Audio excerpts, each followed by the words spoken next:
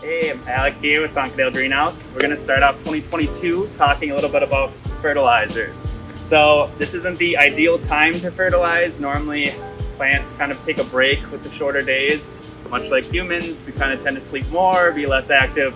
Same with plants.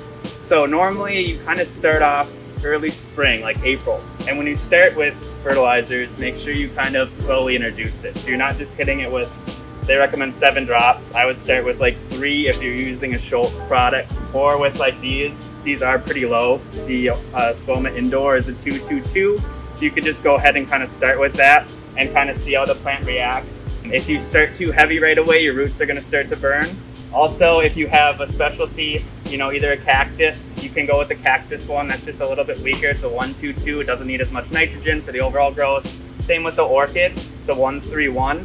So this one's the middle number is going to be more root development and flowering. That's your phosphorus. So NPK, nitrogen, phosphorus, potassium. You can think of it as up, down, all around. Like I said, nitrogen is going to be overall plant health.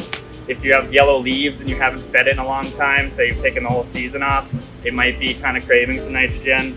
Phosphorus, it's going to be root development, fruit, flowering, that sort of thing. Potassium is going to be just kind of overall plant health, plant immunity, etc. There's a lot of micronutrients too. A lot of the metals like copper, zinc, manganese, those are going to be catalysts. So they're critical, but they're just needed in very slow concentrations because catalysts get reused in the plant. So you don't need to constantly be introducing it. It's just as it's depleted from overall watering, or maybe it's been a long time since you've changed the soil, that's when you're going to need it. Same with like chlorine or chloride and boron. Those are going to be more like turgor pressure, so keeping the water resistant or water pressure up, as well as boron just kind of does overall plant health and immunity.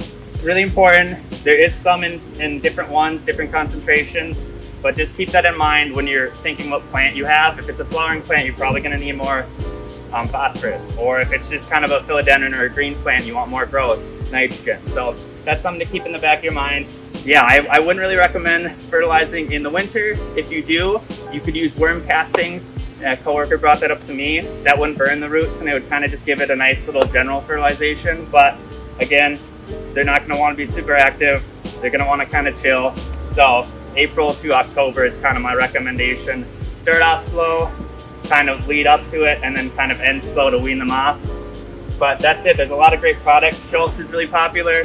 Espoma for the specialties. Or if you like organic, there's a fish fertilizer. It does smell pretty strong, and if you have dogs, they like it, so avoid it. But if you don't have dogs, or you put it in high places, or it's summertime so you can take them outside, it's a very, very good organic. It's actually the one that I use. But again, I only do it in the summer because I open my windows because it does smell like fish. Other than that, that's kind of the overview. So just call us if you have any questions. Thanks for watching, guys. See you at Tonkadale.